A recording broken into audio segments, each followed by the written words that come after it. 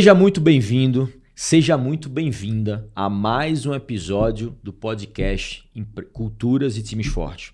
Um episódio da Empresa com Propósito. Meu nome é Guilherme Guimarães. Eu sou o Gabriel Rubilotti. E hoje, Gabi, o episódio número 15. O que a gente vai falar hoje por aqui, Gabi? Hoje a gente vai resolver os problemas, desafios de cultura na prática. Então, desafios de cultura na prática. Mais ou menos o quê? Cases que a gente vai trazer aqui reais. Exato. De clientes nossos e como que a gente ajudou eles a construírem.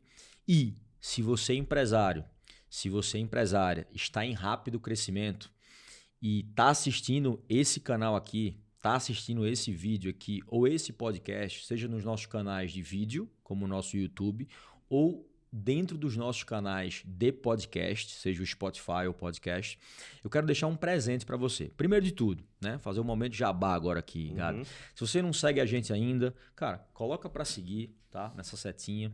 Se você acha que esse conteúdo pode impactar a vida de mais empresários, de mais empresários que estão em rápido crescimento, estão com problemas com gente, essa é a nossa grande missão como negócio e desejo, que é minimizar os problemas com gente. A gente entende que o maior vilão das empresas hoje, que impedem elas de crescerem, Gabi, é gente. Tá? Então a gente tenta minimizar os problemas com gente, trabalhando culturas e times fortes. Para você que está assistindo aqui, que já deu tempo de você colocar a gente para seguir, curtir o nosso conteúdo, comentar, compartilhar com a maioria dos teus colegas, eu vou te dar um presente para você estar aqui conosco hoje. Aqui embaixo da tela, tá? Em algum local aqui da tela, aqui embaixo, eu vou deixar um QR Code, onde esse QR Code ele vai te dar acesso a você fazer uma call com nossos especialistas para entender o que é que falta para a tua empresa ter culturas e times fortes e para quem sabe você estar junto conosco e a gente te ajudando nesses desafios, fazendo o teu negócio crescer. Porque crescer, Gabi, é bom, mas não é gostosinho não, cara. Crescer dói. E se você nos segue também e está assistindo este episódio no Spotify, no link, tá? Vai existir um link dentro deste podcast, deste episódio, número 15, onde você consegue ter esse mesmo acesso, esse mesmo presente, esse mesmo bônus. Vamos nessa, Gabi? Bora. O que é que a gente tem aí para hoje? Desafios de cultura na prática. Eu acho que, principalmente, eu não sei o que vai vir daí, porque eu não vi ainda, mas quando a gente vê empresas que estão em rápido crescimento, crescer é bom, mas não é gostosinho não. Crescer dói pra caramba, né, cara? É a dor do crescimento, é o mal do crescimento. E quando a empresa passa de 30 funcionários, 20, 30 funcionários, onde você deixa de toda a empresa ou todo o negócio estar dentro, né, da tua asa como empresário, tu começa a criar posições de liderança ou tu começa a expandir de uma unidade para 2 unidades, tu começa a abrir novas frentes, tu começa a colocar líderes no meio. É aqui onde as coisas começam a pegar. É aqui onde a cultura começa a doer. Mas fala aí, Gabi, o que é que a gente tem para hoje? Bora. Então vamos lá. Eu trouxe alguns desafios aqui que eu vejo que a galera sempre traz, né? E aí eu queria que você respondesse de acordo com a situação que eu vou apresentar aqui para você, beleza? Show de bola. Então vamos pro primeiro aqui, ó. E aí você pode contar uma história, pode contar de forma prática, como você preferir. Ó, vamos lá. O primeiro. Um empresário há 10 anos no ramo da construção. No último ano, ele tomou a decisão de crescer, só que ele conseguiu apenas 2% de crescimento. A meta era 10%. Então ficou bem abaixo ali da meta dele, né?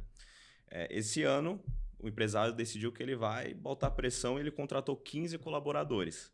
Só que ele não saiu do lugar, continua ali mais ou menos, ali não chegou nem perto da meta dele do ano passado. Aonde você acha que ele errou? Tá. Tem alguns possíveis cenários aqui, né? Eu vejo que boa parte das empresas hoje, 100% dos empresários, eles sabem que eles querem crescer. 100%. Todo mundo quer crescer negócio. Ninguém quer ficar para trás, ninguém quer ficar estável. A gente, na vida da gente, a gente quer crescer também. Sendo que o crescimento, Gabi, ele é consequência, ele é fim, ele não é meio. Então, 100% dos empresários hoje, eles têm meta de faturamento e meta de crescimento. E parece que eles só focam exclusivamente nisso. Todas as ações estão direcionadas para isso. E principalmente quando a gente fala de ações, né? Eu vejo boa parte dos empresários nesse objetivo e desejo de querer crescer, eles só olham para marketing e venda. Marketing e venda. É como se eu estivesse olhando só para o telhado deixar meu telhado bonito da minha casa, que é onde o cliente ele vê, né? O cliente vê, da porta para fora. Sendo que o que impede as empresas de crescerem, Gabi, não está da porta para fora. Empresas que estão em rápido crescimento aqui, talvez há de concordarem comigo que boa parte dos desafios de vocês não são da porta para fora. Boa parte das empresas que estão em rápido crescimento não é da porta para fora. Existe mercado, existe clientes, existe venda, né?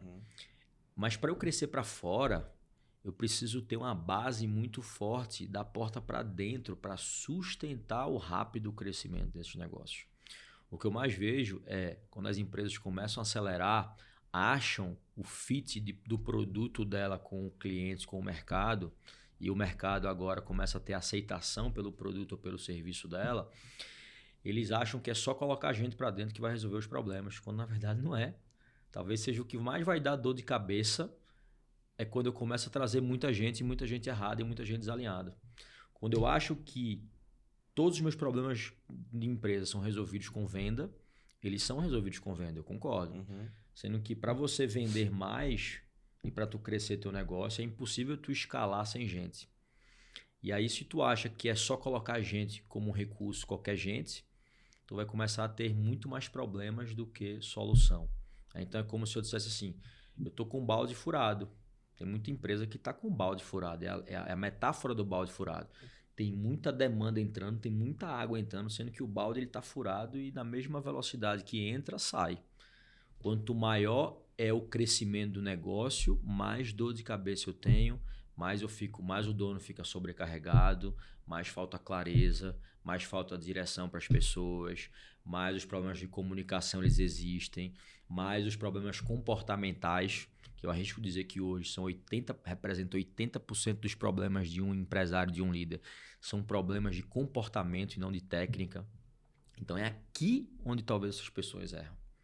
Elas acham que é só trazer gente, mas não é.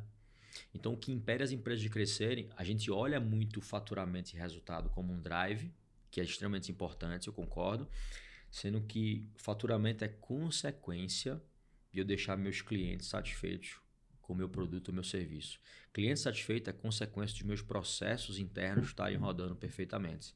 Quem é que faz os processos? Os processos internos que eu falo, o processo de gestão, o processo de estratégia, o processo comercial, o processo de marketing, o processo de operação, de produção, de entrega.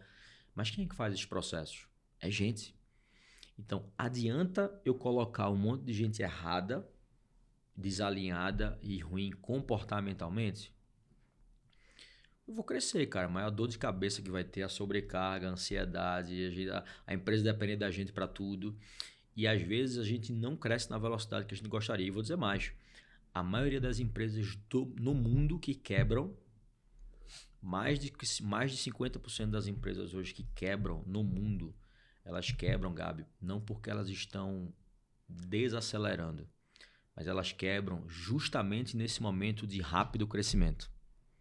O crescimento rápido, ele suga caixa. Crescer é bom, mas suga caixa. Então, se a gente não tiver gestão financeira e as pessoas estiverem olhando para isso, a empresa quebra. O crescimento acelerado, ele faz entrar muita gente. E se a gente não tiver esse alinhamento, clareza, visão, direção, principalmente de cultura, principalmente de comportamento, cada um vai remar para um lado, cada um vai ter um comportamento diferente. E aí as coisas também não andam.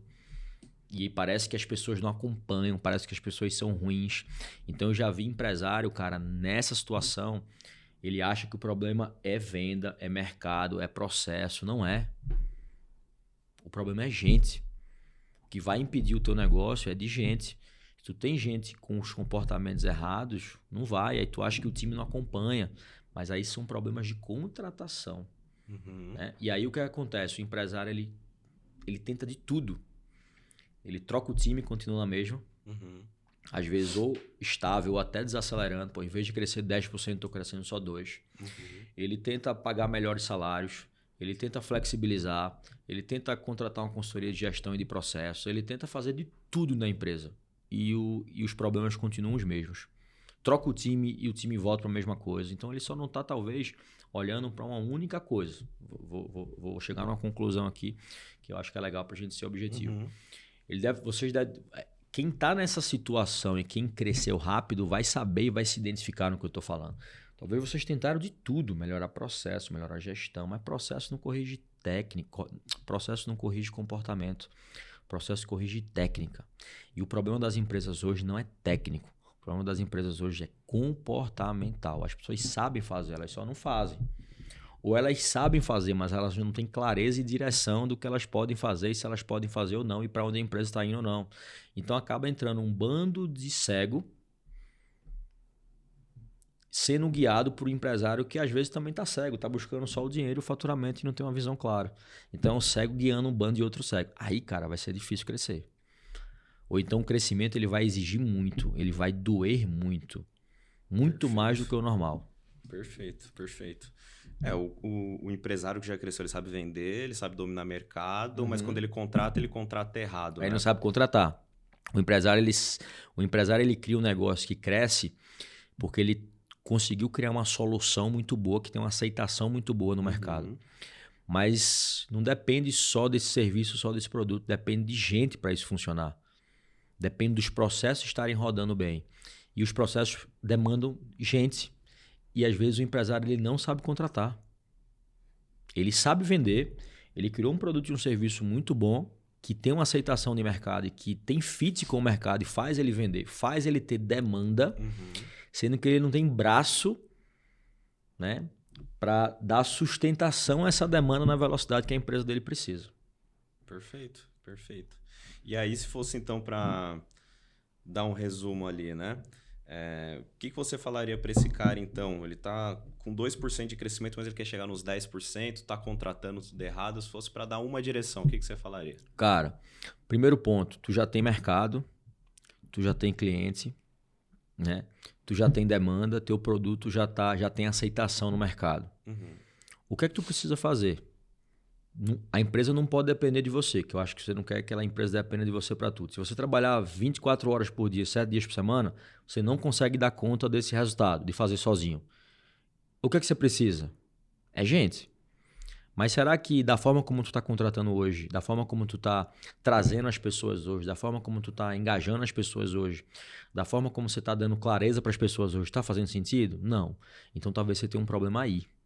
O teu problema não está no faturamento. O faturamento é consequência.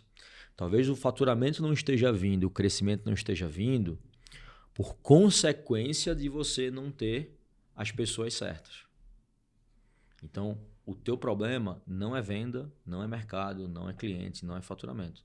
O teu problema talvez seja a gente, para fazer os processos rodarem perfeitamente. O teu problema não é processo, né? Eu tenho certeza que esse empresário ele deve sofrer muito mais problemas comportamentais do que técnicos.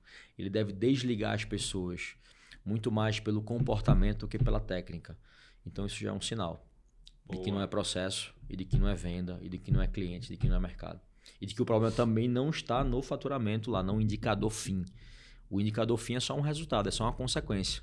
Tem outras coisas para trás que ele está fazendo errado ou está deixando de fazer que está fazendo com que ele chegue nesse resultado só. Perfeito. Maravilha. Então vamos para o próximo aqui, ó. O próximo desafio para você resolver aí. Bora. A empresa começou a crescer, o faturamento está ali na casa dos 30 milhões ano ali. Isso em 2023, tá? A previsão para esse ano é do empresário chegar aos 37 milhões por ano ali. Só que tem um problema, e esse problema é de liderança. A liderança depende do dono para tudo. Então, não sabe tomar decisões certas, às vezes não sabe delegar certo e fica sempre perguntando para o dono. O que esse dono tem que fazer com essa liderança? Legal. Antes de mais nada, mais uma vez, se você está aqui e essa primeira pergunta, esse primeiro case de desafio já fez sentido, cara, tem um QR Code que vai aparecer na tua tela aqui, tá? Que eu quero te dar a oportunidade de você bater um papo com o meu time de especialistas mais sêniores que tem para te ajudar a resolver esses problemas com gente, te ajudar a minimizar esses problemas com gente, te ajudar a sustentar o crescimento do teu negócio de maneira menos dolorida. Se você está no Spotify, no podcast, né, ouvindo pelas plataformas de áudio, vai ter o link também que você pode clicar e eu quero te dar isso de presente, tá? Porque a gente está aqui para tornar o mundo melhor, criando empresas melhores, empresas com mais propósito, minimizando os problemas com gente, para que você sustente o crescimento do teu negócio. Então, Gabi, vamos lá. 30 milhões de faturamento, está indo para 37%, então a gente está falando de um crescimento aí de 20%. É a média de crescimento, né, de um crescimento razoável, né, dentro dos nossos negócios. A gente vê que dentro dos nossos grupos de mentoria, quem trabalha bem cultura, quem trabalha time forte, alinhado com a cultura, tem crescido muito mais do que 20% ao ano. Sim. Tá? Normalmente os nossos clientes estão crescendo na casa de 35%, 40% ao ano com esse trabalho. Tá? Só com esse trabalho, porque venda, marketing, a consequência, ele já tem mercado, ele só não está conseguindo fazer com que as coisas funcionem da porta para dentro. Tá? E ele tá, então nesse case aí ele está sobrecarregado. Né? O líder não sabe delegar, o líder fica perguntando tudo para ele. O que esse cara faz com esse líder aí? Tá. Manda embora, o que ele faz? Legal. Eu acho assim, cara, a gente mais uma vez não consegue tocar tudo. Passou de 30 milhões, se poucas cabeças ou só o dono trabalhar 7 dias por semana, 24 horas por dia, não vai dar conta do que o time dele inteiro faz. Uma empresa que está nessa faixa aí de 50, de 30 milhões pode até ter mais do que 100 funcionários já. A gente tem vários clientes que tem um pouco menos, 50, 60, que fatura isso, normalmente empresas mais de produto, mas assim, ou serviço. Mas o que é que faz a gente, como empresário, ficar sobrecarregado? E aí isso é ruim por quê? Porque quando eu desço para poder ter que comandar o ônibus, né? E quando eu desço para ter que fazer o meu negócio funcionar, fazer o meu negócio, né, funcionar minimamente bem, quando eu me sinto sobrecarregado, quem é que está trabalhando para fazer o nosso negócio crescer? Né? Então, Guilherme, o que é que mais impede os negócios de crescerem? Normalmente é quando ele está nesse nível e normalmente o grande problema de cultura, de gente, de engajamento, de rotatividade está na média liderança. Eu começo a contratar líderes que não são líderes treinados ou que têm capacidade técnica, né, e comportamental para ser líder, ou eu promovo uma pessoa muito boa tecnicamente, que veio de baixo, mas ela é um excelente técnico e quando eu promovo ela vira uma péssima líder ou um péssimo líder. E aí eu não tenho mais como despromover aquela pessoa. Isso acontece muito. Mas por que você acha que dali acontece para a isso? rua. Porque as pessoas vão sendo promovidas até o mais alto grau da incompetência, eu acho que é um ponto. Segundo, quem é muito bom tecnicamente, ele imagina que é um técnico sênior, tá? Um analista financeiro sênior. No momento que ele sobe para uma cadeira de líder, ele tem que entender que não é mais sobre fazer, é sobre fazer as pessoas fazerem. Não é mais, o resultado não depende mais dele. O resultado depende do time dele, né? Ele tem que fazer o time dele entregar o resultado e não ele. Sim. Então não é mais sobre ele fazer. E muitos dos líderes que saem de... Normalmente as posições de liderança, elas vêm de pessoas que eram técnicas e performam muito bem tecnicamente e viram líderes. Sendo que aqui exige-se um modelo mental diferente para essas pessoas. Cara, tu deixou de entrar em campo para jogar e fazer o gol. Agora tu precisa ser o técnico, tu é o cara que vai escalar o time, treinar o time, desenvolver o time. E às vezes o cara não sabe fazer isso. Então ele era um analista, sei lá, financeiro, um analista de marketing, um analista comercial, um vendedor sênior. E quando ele sobe para uma posição de liderança, ele acabou de passar a ser um líder júnior.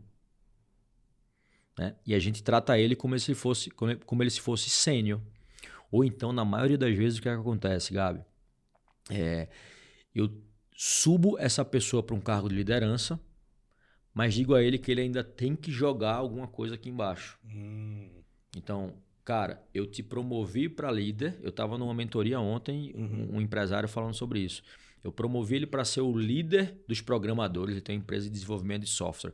Para ser o líder dos programadores, sendo que ele ainda entrega muita coisa de programação. Então, o cara às vezes não está fazendo nem bem uma coisa nem outra. Porque para ele ser líder de programador, ele é um líder júnior. Então ele precisa de tempo de estrada e ele vai precisar estar mais próximo da galera. Sendo que ao mesmo tempo ele é cobrado por entregar um resultado técnico de novo que ele tem que entrar e fazer. Sendo que ele era um cara que performava muito e ele foi promovido porque ele ficava 100% focado em fazer o técnico. E agora quando ele tem liderança? Ele tem que dividir a energia e o tempo dele. Então uma coisa é você trabalhar 40 horas por semana fazendo um trabalho técnico. Você consegue entregar. Outra coisa é você trabalhar 20. Talvez você não consiga entregar aquela meta mais. Então, Às vezes a gente coloca as pessoas e a liderança da gente no fogo, onde ela tem que fazer 2 tarefas, a de liderança e a operacional, e ela não faz bem nenhuma, nem outra. E aí sobrecarrega ela, tira uma liderança próxima do time e, consequentemente, as coisas não funcionam e sobrecarrega o empresário, né? Que, consequentemente, ele vai ser impactado lá na frente. Certeza. Tá? Então, a gente tem que entender que existem níveis de maturidade à medida que as pessoas vão encarando novos desafios. Tá? À medida que, se a tua empresa ela cresce muito rápido, dependendo do nível de crescimento da tua empresa, ainda que a liderança seja a mesma, mas ele deixou de ser um líder sênior e passou a ser um líder pleno, passou a ser um líder júnior, e ele não consegue mais acompanhar, às vezes, o nível de maturidade que aquela empresa tem. Então, para lideranças mais júniores, eu tenho que ter mais suporte, mais suportivo, mais direção para ele, tenho que estar mais próximo. É igual a um bebê.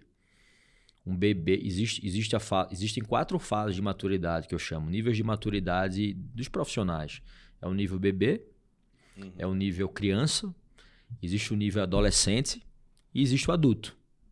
Então imagina que é como se fosse o júnior, sênior e pleno, mas eu levo em consideração, faço uma metáfora com a nossa vida pessoal, os estágios, né, de crescimento do ser humano, que é o bebê, a criança, o adolescente e o adulto. Cara, o cara que foi promovido para ser um líder, ele virou um líder bebê. Um líder bebê, um bebê não sabe andar, não sabe talvez fazer rituais de liderança e de gestão sozinho, não sabe fazer bem feito, não sabe desenvolver e treinar o time, não sabe engajar e aumentar a energia do time. Então ele precisa de um certo direcionamento e suporte. Então, às vezes, o fato de... Eu falo isso muito abertamente, assim, até hoje, uma das decisões mais difíceis que eu tenho na minha vida como empresário e como líder é promover alguém para um cargo de liderança. É uma das decisões mais difíceis que eu tenho, porque às vezes eu perco um excelente técnico e ganho um péssimo líder, um péssimo gestor. E ali eu não tenho como mais despromover aquela pessoa dali para a rua, e pode ter certeza, 70% do engajamento do time é diretamente relacionado ao seu líder direto. As pessoas às vezes não trabalham para a tua marca ou para a tua empresa, trabalham para o seu líder direto. E aí quando eu boto um líder ruim, eu comprometo 70% do engajamento do meu time, e aí esse time não performa, talvez o time inteiro vai sair, né? E aí quem é que fica com o problema? É a gente. E aí talvez seja por isso que esse empresário possa estar tão sobrecarregado, porque a gente escolheu mal a liderança ou não deu a clareza, direção, guia, desenvolvimento que a gente precisava. Então, o que é que eu gosto de fazer nesses momentos?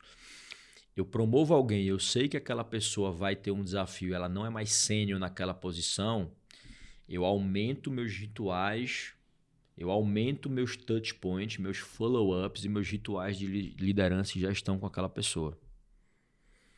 Para quê? Para aumentar a frequência de contato comigo, consequentemente eu vou guiar mais ela e ela vai conseguindo chegar num nível de maturidade maior. Mas tem algumas funções que você não consegue fazer isso. Porque a função, o time, a velocidade que a empresa está crescendo, ela não espera. E aí tua empresa vai parar de crescer ou você volta para ficar muito sobrecarregado nesse negócio. Entende? Entendi. Então o cara tende a pegar as coisas para ele não sabe delegar, ele delarga, ele não delega, né? Às vezes ele tem um perfil centralizador e aí ele não passa para o time, ele faz. E aí quando eu passo para o time e não faço, eu não desenvolvo meu time. E aí eu tô fazendo um papel errado. E aí, cara, a liderança é uma parada que não é um negócio simples e fácil, né? Sempre que alguém está diante de uma decisão que é operacional e uma decisão mais tática de liderança ou estratégica, sempre o ser humano tende a ir tomar a decisão mais operacional. Em 90% dos casos, eu diria, as pessoas fazem o mais operacional. Por quê, Gabi? Porque o operacional eu sei fazer, é mais rápido, eu vejo o resultado na hora. Se eu não estiver fazendo e se eu não fizer, eu acho que a empresa vai parar, né? É uma coisa que eu já estou acostumado a fazer. E às vezes a tarefa, ou a missão, ou o desafio que é mais tático e estratégico, como um planejamento, como um desenvolvimento, treinamento. Pô, eu não tenho material pronto, né? Eu não sei se esse negócio vai se concretizar. Não é uma tarefa que é de curto prazo, às vezes. Não é uma tarefa que eu sei fazer. É uma tarefa que exige fé. É um planejamento que eu tenho que olhar dados históricos. Às vezes eu não sei fazer gestão, às vezes eu não sei analisar dados. Então, nota como é desafiador a gente começar a guiar o nosso mindset, uma vez que a gente é líder, para fazer atividade de líder, que é gestão, que é número, que é processo, que é... Sendo que essa resposta às vezes não vem rápido. E aí, entre um e outro, eu sempre quero o resultado de curto prazo. E eu sempre vou para o operacional. Quando eu vou para o operacional, eu deixo de fazer o meu papel como líder, que é o tático e estratégico. E aí as pessoas ficam sem clareza, né? Ficam sem desenvolvimento, ficam sem desafio, né? Quando a gente recebe uma delegação, não é uma delegação, é uma delargação. E aí vem todos os problemas. Entendeu? Perfeito, perfeito. Não, isso aí ficou completo demais. Cara, vamos para o terceiro aqui, então. O terceiro desafio. A empresa começou a contratar para aumentar o faturamento. Tá? Só que agora o problema está lá na RH. O RH colocou 5 novos colaboradores para dentro, sendo um deles líder, então contratou um líder, mais 4 pessoas mais sêniores ali para operação, tá? Só que aí depois de uns 3 meses ali, que a galera tá engrenando e tudo mais, não teve um grande resultado. Como que o dono, o RH, como que a galera ali tem que se reunir para decidir se foram boas as contratações ou não? Legal, legal. Essa é muito boa, porque assim, eu vou ser mais pragmático e objetivo na resposta, mas eu vou dar um contexto depois, que eu acho que vai ser legal. Se a pessoa entrou e nos primeiros 90 dias você viu que ela não é a pessoa certa, a culpa é do RH que errou na contratação, né? Então, o período de experiência, ele é um período para identificar se eu fiz a decisão certa, se eu tomei a decisão certa ou não, tá? Então, normalmente, quando a pessoa é desligada dentro desse período, 2, 3 meses, ela ainda está no processo de onboard, integração, e eu vejo que ela não é a pessoa certa, isso já é um sinal, um feedback de que talvez a gente, como líder e como RH, porque a responsabilidade da contratação não é do RH, é do líder. O RH ele dá apoio à contratação, mas ele não é responsável pela contratação. É a mesma coisa de eu ser um técnico de futebol e delegar a escalação do meu time para o meu RH. Mas o mérito é meu. Quem vai receber, quem pode ser demitido sou eu. Sim. Se eu não ganhar os jogos, se eu não escalar o time legal. Mas como é que eu vou escalar um time se não fui eu que escalei, foi o meu RH que escalou? Entende? Então, eu como líder, eu não delego, não terceirizo a responsabilidade da contratação para o RH. O RH ele dá apoio à contratação. O RH é um cara que ele é especialista em comportamento humano e gente. Então, o RH ele é responsável por identificar se a pessoa tem o fit cultural com a empresa. Ela é especialista em comportamento humano. Então, ela que vai identificar se aquela pessoa tem aderência com os comportamentos da empresa. Na verdade, ela deveria fazer isso. Tá, isso é importante. Isso é o ideal. O líder, ele joga a demanda, que ele precisa de uma galera, e o RH filtra, o RH filtra o fit cultural desses candidatos e passa para o líder fazer o filtro técnico. A triagem, entrevista técnica. Boa. O RH não sabe de finanças, o RH não sabe de desenvolvimento de software, o RH não sabe de cozinha e de gastronomia. Então, para o RH ser enganado por um cara que minimamente sabe que está nesse mercado é muito fácil. Mas é mais difícil um técnico que está nessa função, que lidera um time tecnicamente disso, ele ser enganado. As perguntas são diferentes, o nível de maturidade é diferente. Às vezes eu delargo a responsabilidade para o RH para fazer a entrevista técnica. Não existe um negócio desse. A entrevista técnica é do líder direto. Né? Então vamos lá, vamos voltar. O RH ele deveria ser responsável e é especialista em comportamento humano. Sendo que ele deveria identificar o fit cultural. Sendo que isso é o mundo ideal. Isso é um mundo teórico. Mas qual que é o mundo real? O mundo prático. Os bastidores, o dia a dia, a vida real das empresas. As empresas não têm um trabalho de cultura declarado. Missão, visão e valores é uma plaquinha bonita impressa na parede só para inglês ver. Ninguém toma decisão baseada naquilo. Ninguém contrata, ninguém demite, ninguém promove. O RH não sabe. O RH não sabe, na maioria das vezes, de cultura. não faz uma contratação olhando para valores, que é uma contratação que deveria ser. Se o problema das empresas é comportamental, comportamento tem muito a ver com os valores. Então eu tenho que contratar as pessoas baseado no fit cultural, que tem a ver com aderência com os valores. Sendo que não existe cultura e valores dentro da empresa. Não é vivido, não é vivenciado, não é valorizado, não é reconhecido aquilo. Então, de quem é a culpa? É do RH? Não. A culpa é do empresário, que não deixou isso claro. Qual é a cultura, principalmente quais são os valores que ele não negocia dentro da empresa, para que o RH, sabendo disso, o RH também tem que estar alinhado com isso. Eu brinco que a única contratação que eu não posso errar é o RH, porque se eu erro no meu RH e meu RH vem com valores diferentes dos valores da minha companhia, já era. Ele vai contratar todo mundo embaixo com os valores diferentes, porque é o que ele acredita. Uhum. Então, a culpa é do RH? Não, a culpa é da gente como dono. Porque a gente não fez o nosso papel como empresário, que é criar a cultura e criar a estratégia do negócio. E aí o RH, como é que o RH vai contratar pelo comportamento e fazer o papel dele, que é analisar fit cultural e comportamento, se a cultura não está clara? E aí ele faz de qualquer jeito, né? E aí na maioria das vezes ele não faz essa etapa. 99% hoje dos processos seletivos de RHs que eu conheço no Brasil são feitos de 2 etapas, análise de currículo e entrevista. Análise de currículo e entrevista. Análise de currículo e entrevista. E eu não avalio a parte comportamental. E aí quando ele entra, ele tem a técnica, sendo que nos 2 primeiros 3 meses ou 3 meses eu identifico que ele não tem um comportamento. E eu demito ele pelo comportamento. Porra, se 91% dos desligamentos no Brasil hoje, eles são causados, isso é estatística, tá? Eles são causados por problemas comportamentais. Então a cada 10 eu demito 9 pelo comportamento. Se a gente tivesse o mínimo de bom senso, a gente ia perguntar assim, cara, por que eu não contrato então pelo comportamento? Mas aí, Gabi, vem uma pergunta na sequência. Tá, mas como é que eu vou contratar pelo comportamento se a minha cultura, meus valores não estão claros? Se eu não sei quais são. Então a culpa é do RH? Não. A culpa é do colaborador que entrou, que foi contratado? Não. A culpa é de quem? Da gente, como empresário, que não deu essa visão, essa clareza. E a criação da cultura organizacional não se delega, não se terceiriza para o RH. Não é o RH, é o dono. É indelegável. Isso é uma das únicas coisas que é indelegável para o empresário, é a criação da cultura. A disseminação não, aí tem que ser responsabilidade de todos. Então o que acontece? Aí eu vou identificar isso só depois. Olha como é foda. Porque eu tenho todo o custo da contratação, o tempo que foi despendido, tempo de entrevista, a pessoa entrou, o salário que a pessoa fez, a integração, o onboard, para daqui 2, 3 meses eu identificar que ela não é a pessoa certa. Então existe um custo com o desligamento e com gasto de tempo, de energia, de dinheiro muito grande. Mas às vezes esse custo é o menor de todos, Gabi. Tem um custo muito maior do que isso, que é o custo do não crescimento.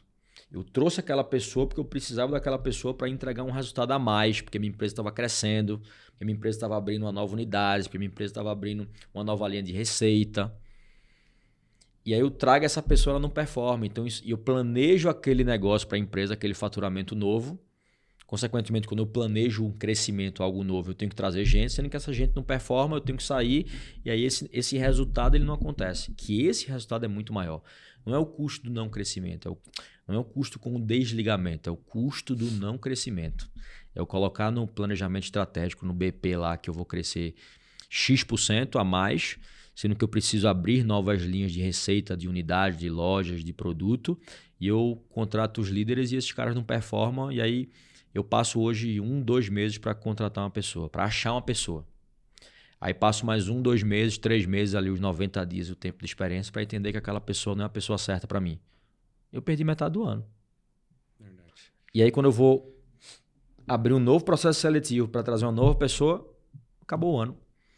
Então, não é só o desligamento, é o custo do não crescimento. Perfeito, entendeu? Perfeito. E uma coisa que me chamou a atenção, né? E aí, às vezes, aí o RH que está começando ali, entrar nessa questão de cultura, ele ouve você falar para contratar pelo comportamento. Vamos deixar bem palpável para o pessoal entender, para o RH entender. O que é contratar pelo comportamento? Legal.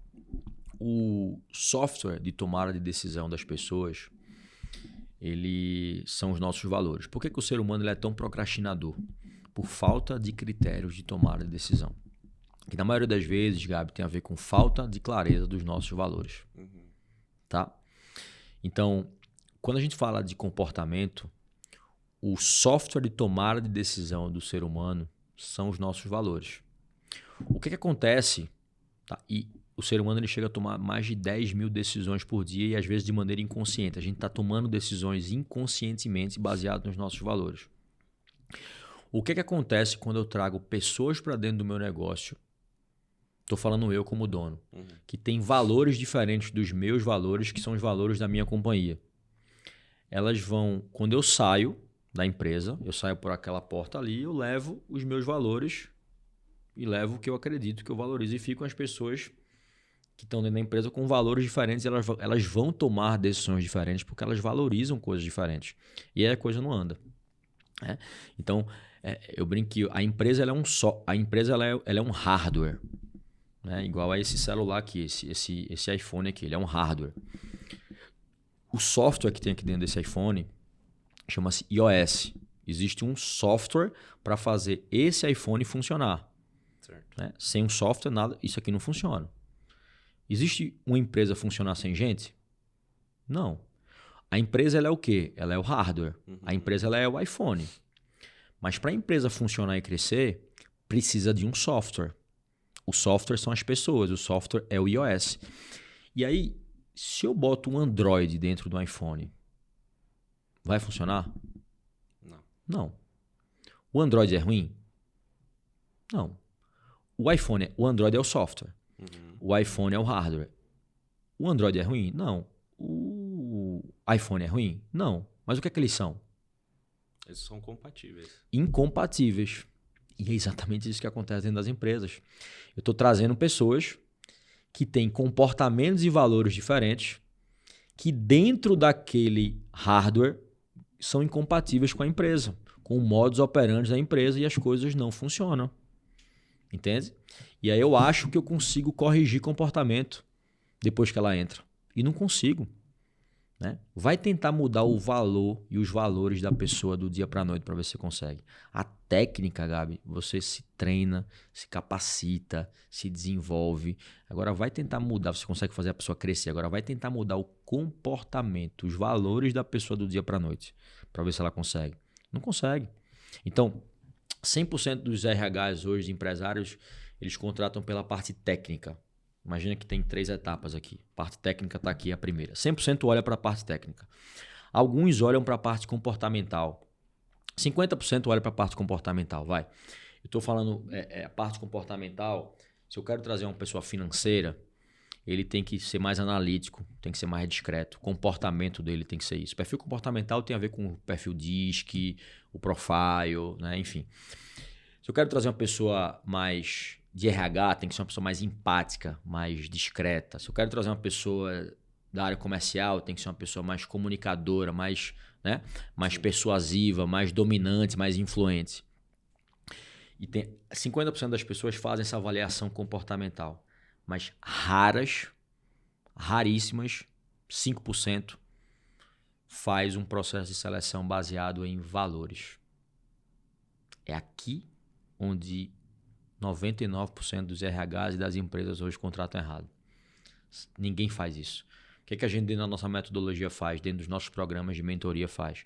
A gente faz exatamente o oposto. O funil de contratação ele é assim. Primeiro olha o fit cultural. Se eu demito 91% pelo fit cultural e pelo comportamento, por que eu não vou olhar isso logo no começo? Para que a técnica interessa? Se a técnica eu treino, eu capacito, eu desenvolvo. Entendeu? Boa. Então as pessoas estão fazendo contratação do jeito antigo.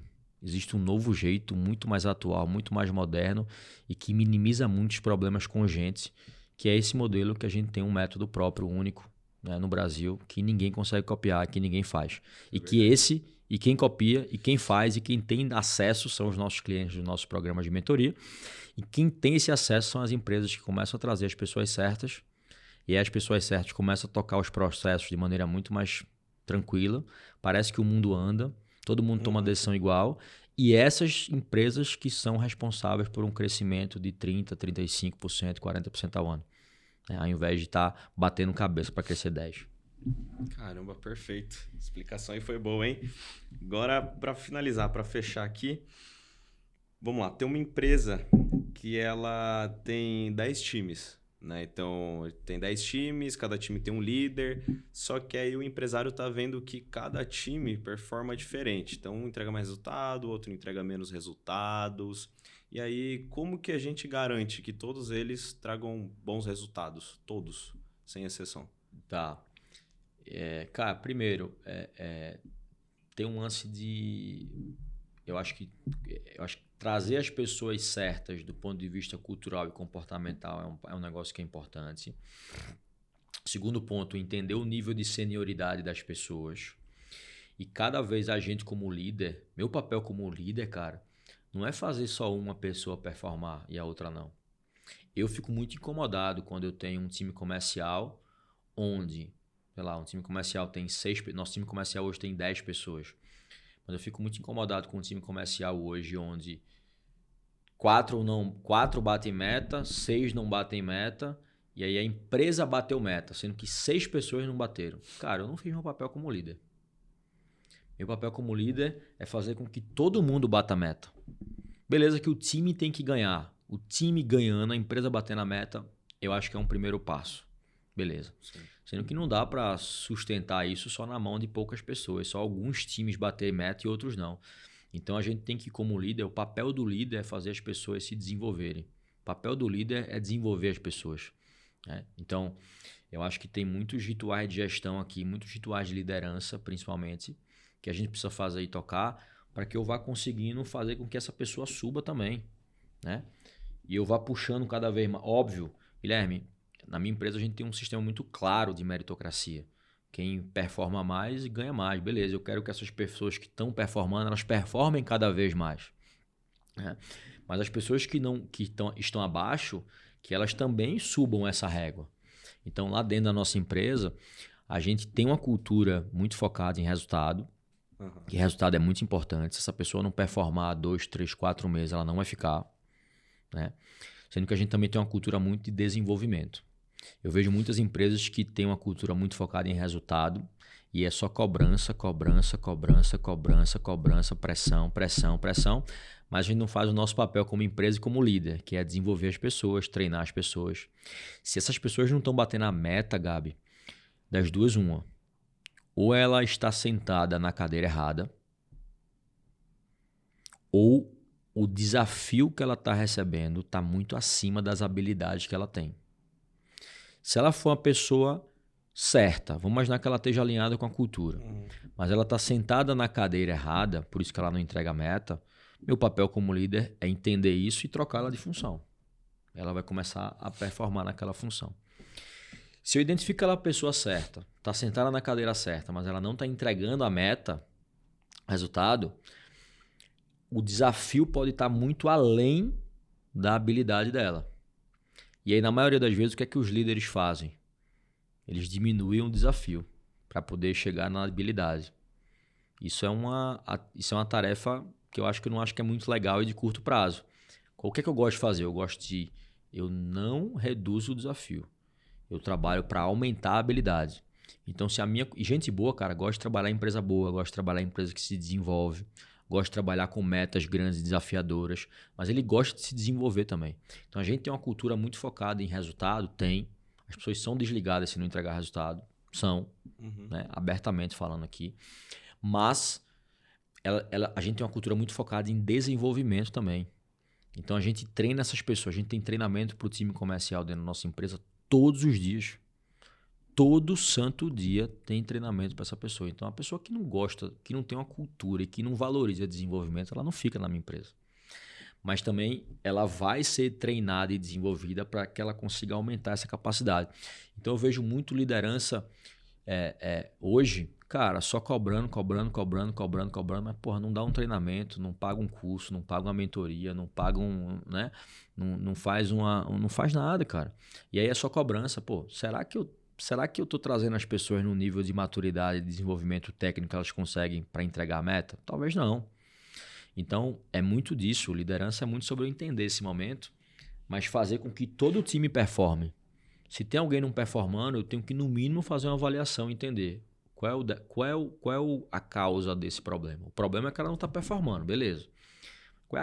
Qual é a causa? Por que ela não está performando? Aí cada pessoa vai ter uma causa possível ou uma causa raiz. E se eu identifico que a causa para todas essas pessoas elas são as mesmas, aí eu já achei minha solução. Quando o problema está exposto de maneira clara, 50% dos problemas já estão resolvidos, é só eu executar. Entendeu? Então eu vejo muito por essa linha aí. Perfeito, cara. Acho que finalizamos, hein? É isso? Bom demais. 20, 40 minutos aí de papo. Demais. Foram 3 ou foram 4 desafios? 4, né? 4 desafios, né? E você que está assistindo a gente aí, gostou? Quer trazer teu próximo desafio para a gente aqui, para a gente responder num podcast ao vivo o teu case? Né? Isso é uma nova série, né, que a gente está lançando, né, Gabi? Dos cases, dos desafios de cultura na prática. Então, se você hoje tem um desafio que está impedindo a tua liderança, a tua gestão, a tua empresa de crescer, coloca aqui nos comentários, né, do YouTube, né, dentro do podcast. Manda para a gente também no nosso Instagram, né, Gabi? No nosso direct lá.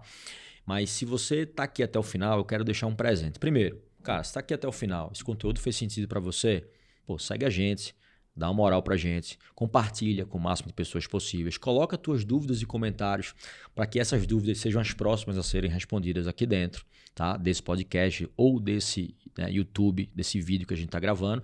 Mas se você está aqui até o final, eu vou deixar um QR Code em algum lugar aqui embaixo dessa tela.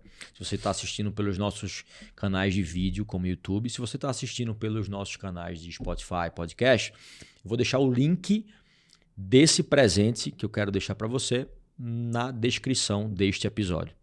Com esse link ou com esse QR Code, tá aí na tua tela, aponta o QR Code aí já. Se você é empresário, está em rápido crescimento, mas está difícil crescer, né? Tu não está conseguindo ter um time engajado, tu precisa minimizar e resolver de uma vez por todas os teus problemas com gente para te dar mais tempo, menos sobrecarga, menos ansiosidade e a empresa depender menos de você para tudo. Clica nesse link, clica no QR Code, que eu vou colocar meu melhor time de especialistas para a gente junto chegar num plano. E quem sabe você não está com a gente dentro dos nossos programas. Beleza, Gabi? Episódio número 15, então. Né? Esse é mais um episódio do podcast Culturas e Times Fortes. E eu vejo você no próximo episódio.